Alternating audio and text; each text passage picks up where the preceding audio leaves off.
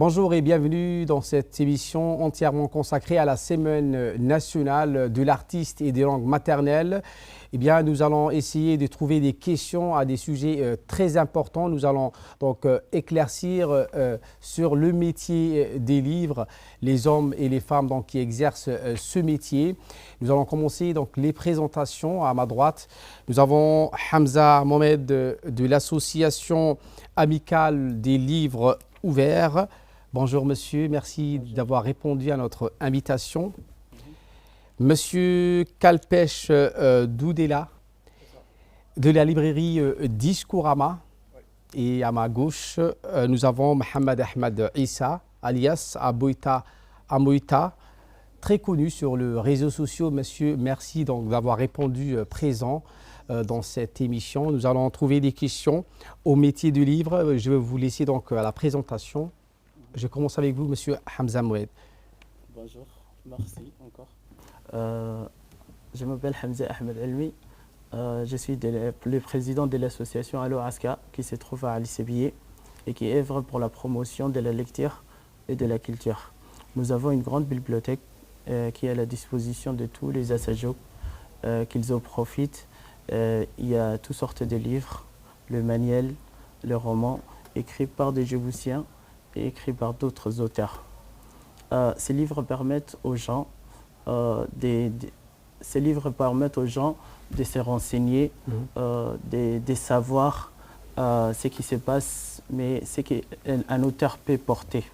Donc, on a eu plein des auteurs djiboutiens, à compter de notre ancien président, Dr Moussa Suleiman, qui a écrit Les Transhumants de Saharla, qui était un livre qui racontait la société, ou la société djiboutienne en entier, les déplacements, les transhumants. Bon, c'est dans notre culture.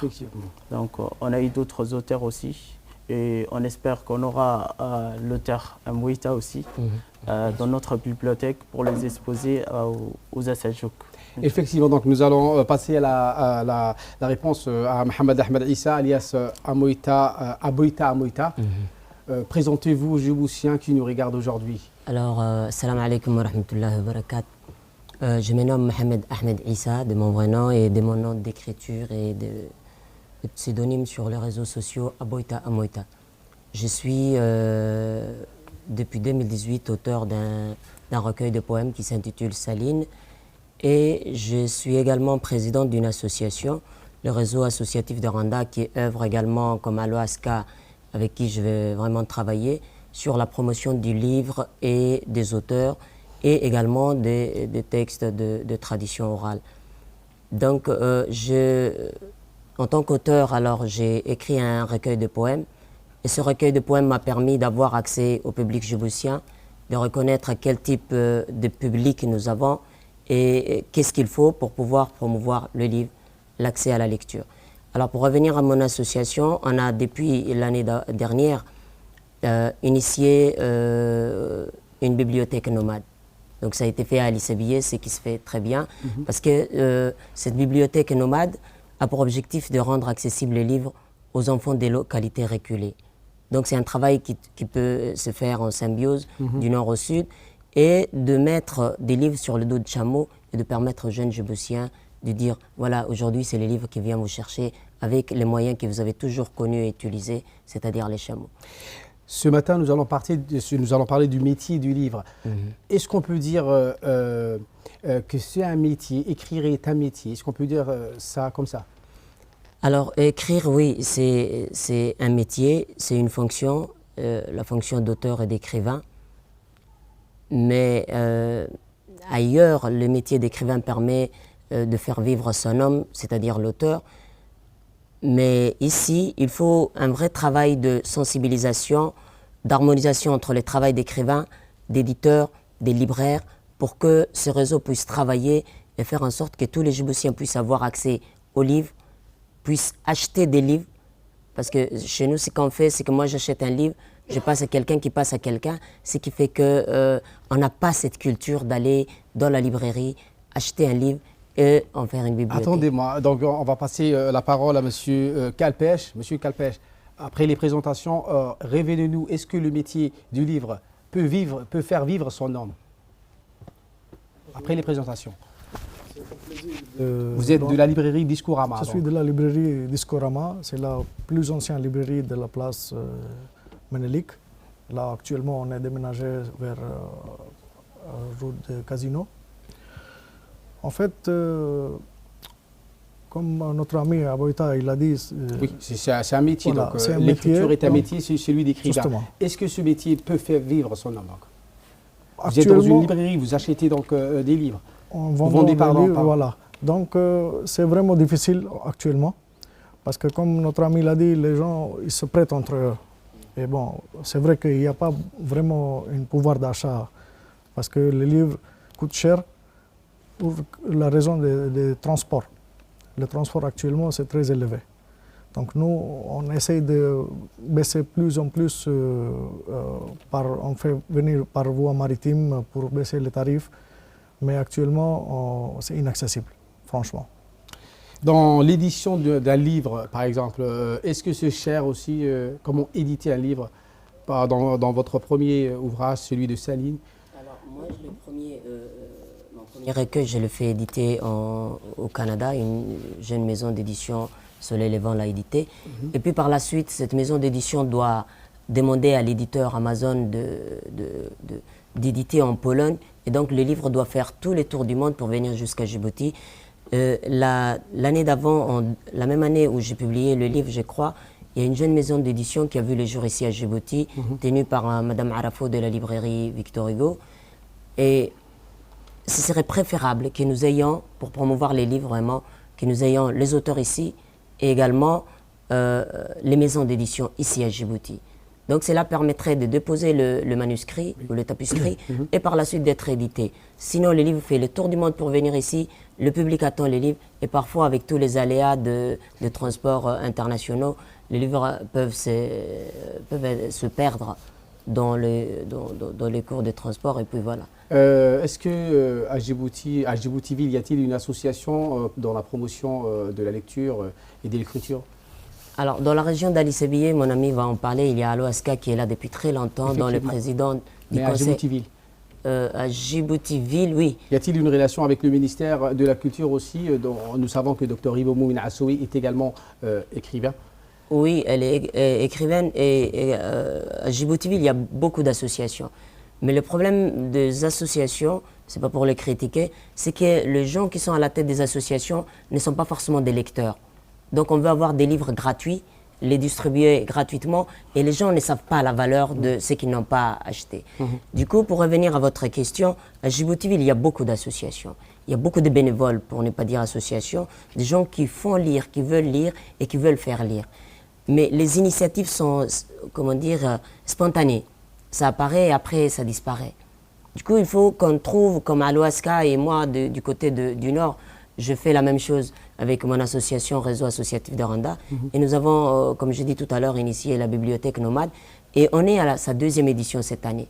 C'est-à-dire que avec la semaine de l'artiste et des langues maternelles, nous avons initié la caravane, réinitié cette bibliothèque nomade et y ajouté cette année comme nouveauté les livres en langue maternelle. Pour dire que oui, il faut lire en français, mais également il faut lire et écrire dans vos langues maternelles parce que c'est d'abord nos langues maternelles qui nous définissent. Donc voilà en quelque sorte ce que je peux dire. Et les associations ne sont pas moindres, hein, il y en a assez. Je vais revenir pour vous, Hamza Mohamed, l'association amicale des livres ouverts, donc incite les Assadjog et en même temps ceux qui vivent dans les alentours à lire. Nous savons que la population djiboutienne est une population orale dans la tradition. Et encore pire pour les régions un petit peu éculées. Comment vous arrivez donc à inciter ces Assadjog à lire les livres? Bon, tout commence par les BAPA. Donc nous, on se focalise plus sur les étudiants ou les élèves qui sont au collège, au lycée, pour les apprendre. On a mis à leur disposition une bibliothèque, mais aussi on a un espace de travail. Donc forcément, les enfants vont venir pour travailler là, parce qu'il y a des annales, de manuels, on invite des profs à leur expliquer tout ceci. Donc, forcément, quand ils sont là, les livres sont là. Donc, une fois qu'un prof parle des livres ou tel livre, où il leur donne un titre donné, ils trouvent ça dans la bibliothèque. Donc, ils arrivent. Maintenant, pour les régions un peu plus éloignées, on essaye de les sensibiliser. On a fait une caravane, on déplace les livres et on essaye d'expliquer ça et de prendre toute une journée pour leur expliquer et leur raconter des petites histoires. Donc, ça les motive. Donc, les enfants qui sont dans les localités éloignées, quand ils sont vraiment, qu'ils voient les livres et les histoires qu'on lit dedans, donc ils sont plus motivés. Je dis encore pire à Sadio parce que qu'est-ce qui fait ce travail ici à Djibouti-Ville? Vous faites ça, ce travail d'inciter ces jeunes-là à Aska. Donc, qui fait ce même travail ici à Djibouti-Ville pour les lycées? Parce qu'on a plusieurs ici à Djibouti-Ville. Beaucoup. Est-ce que cette même association peut délocaliser et venir à Djibouti-Ville pour faire ce même travail? Donc, en 2018, on a reçu un don de livres. Donc, les associations reçoivent des dons de livres, c'est normal. Parce qu'ils n'ont pas la capacité de les acheter. Donc, une fois qu'on reçoit les dons de livres, on les met à la disposition de tout le monde. En 2018, on a distribué des livres pour toute la République de Djibouti, même au nord, au sud, on avait des livres. On a reçu 20 000 livres. Donc, à l'intérieur de Djibouti-Ville, il y a des associations comme Caravane des livres qui travaillent et qui incitent les gens. C'est vrai qu'ils n'ont pas une bibliothèque, mais il y a la bibliothèque municipale aussi.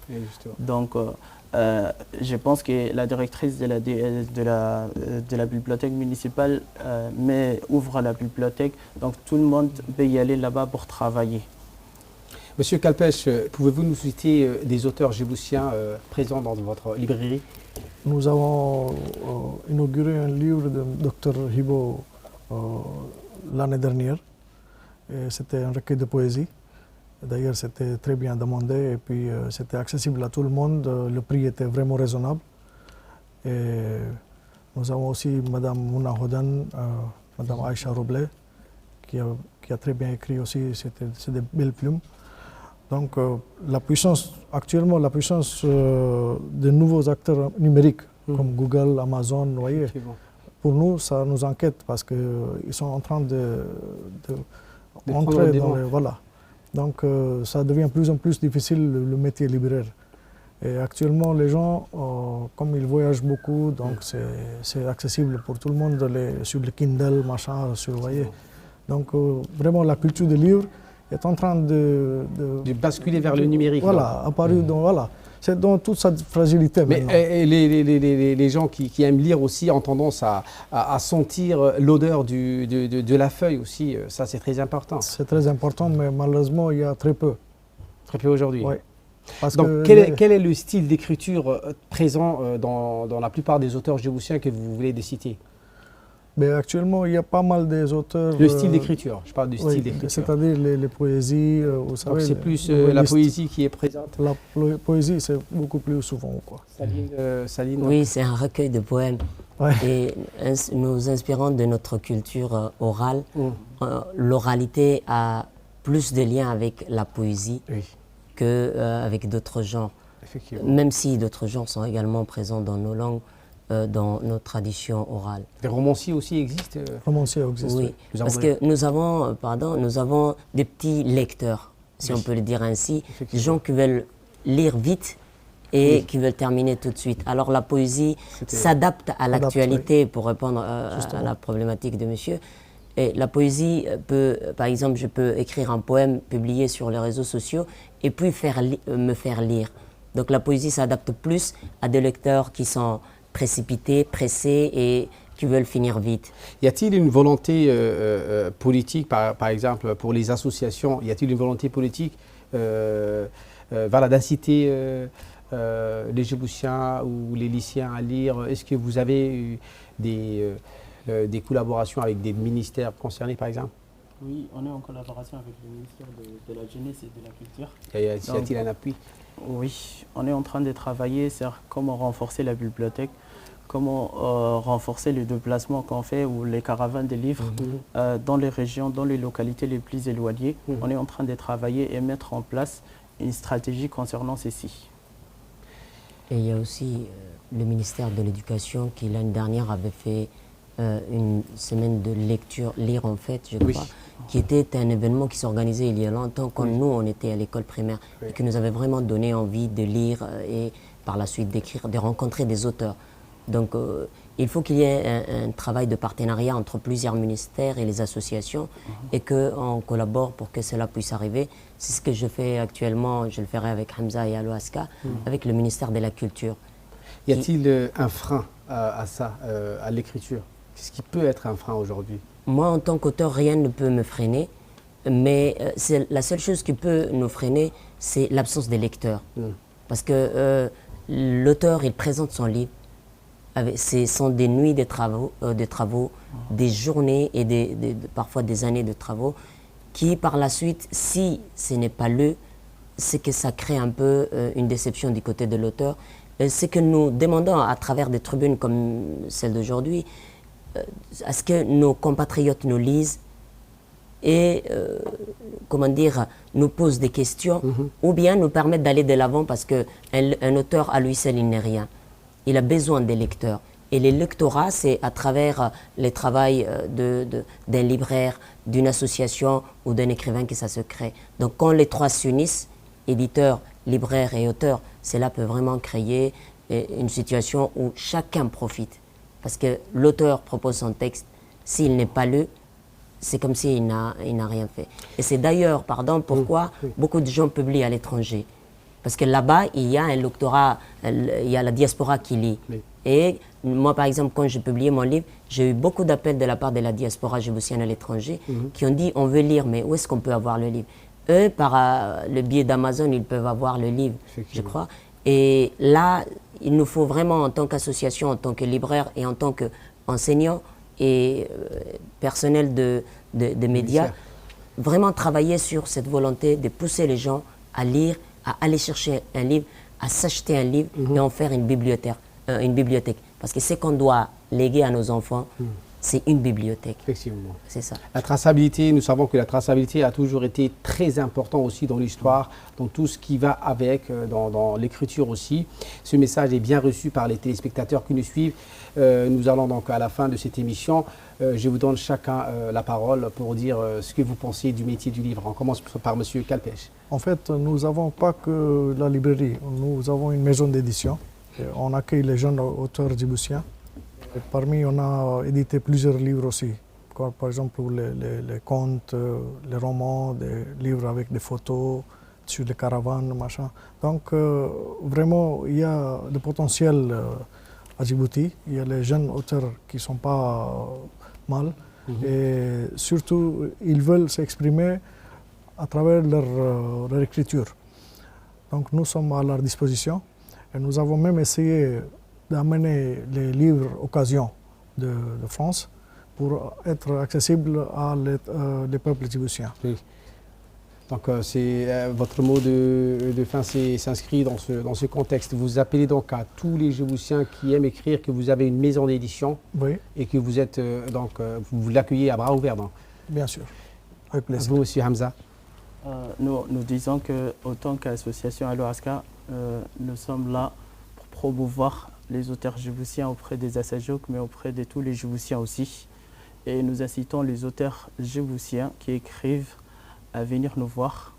Et c'est vrai que quand on écrit, c'est pour publier, pour avoir de l'argent, mais il faut aussi travailler dans le volontariat. Et nous sommes là pour promouvoir ceci. Donc, donnez un peu de temps, de votre temps au peuple djiboutien et nous sommes là pour promouvoir. Mohamed Ahmed, vous avez demandé donc une collaboration avec votre association, vous lui répondez? On l'aura bientôt, j'espère bien, qu'on aura une bonne collaboration après cette émission. Monsieur Aboita. Alors, je vais profiter de cette émission pour lancer un appel aux Djiboutiens et leur dire qu'il faut qu'on s'engage pour la lecture. S'engager pour la lecture implique que nous lisons nous-mêmes et nous faisons lire nos enfants aussi. Parce que si à l'école les enfants peuvent avoir des difficultés, c'est qu'ils donnent plus d'importance à la télévision qu'au livre. Alors que on doit tous, auteurs, libraires, associations, parents et citoyens lambda, nous engager pour la lecture. Faire en sorte que tout le monde lise et que La lecture, c'est une injonction divine. Dieu, dans son noble Coran, le premier mot qu'il a utilisé, c'est à l'impératif lis. Il faut qu'on lise le Coran, mais il faut qu'on lise les livres parce que ça fait partie des savoirs, d'accès au savoir. En tant qu'auteur, j'ai dit aussi que je reste à la disposition de tout un chacun, surtout aux jeunes, parce qu'on a beaucoup de jeunes talentueux qui veulent publier, qui veulent écrire. Mais le travail de l'écrivain, c'est un travail vraiment très acharné, très difficile, et qui peut prendre des années. Et je leur dis, on est à votre disposition. La librairie Discorama est là, la librairie Francolin, Victor Hugo est là, avec 2 maisons d'édition. Donc je viens de l'apprendre, voilà l'intérêt d'une telle édition. J'ai dit, nous sommes à votre disposition, nous allons publier des livres. Parce que quand on publie des livres, ce n'est pas pour nous, c'est pour nous tous, et pour moi et pour vous. Et pour prendre un peu ce qu'a dit mon jeune ami Hamza, on ne cherche pas de l'argent à travers le livre. On cherche plutôt à transmettre un message. Lisez nos messages. Et parfois, nos messages sont cachés. Et c'est des messages qui permettent à tous un chacun de s'épanouir. Et l'épanouissement de tous un chacun peut nous mener vers le bien-être commun. Et avec la lecture, on s'ouvre au monde. Avec la lecture, on se développe. Et on développe le pays. Merci pour ce beau message. Donc nous refermons cette émission avec ces beaux messages. Merci messieurs d'avoir répondu à mes questions. Mesdames et messieurs, voilà, c'est la fin de cette émission. Je vous retrouve bientôt.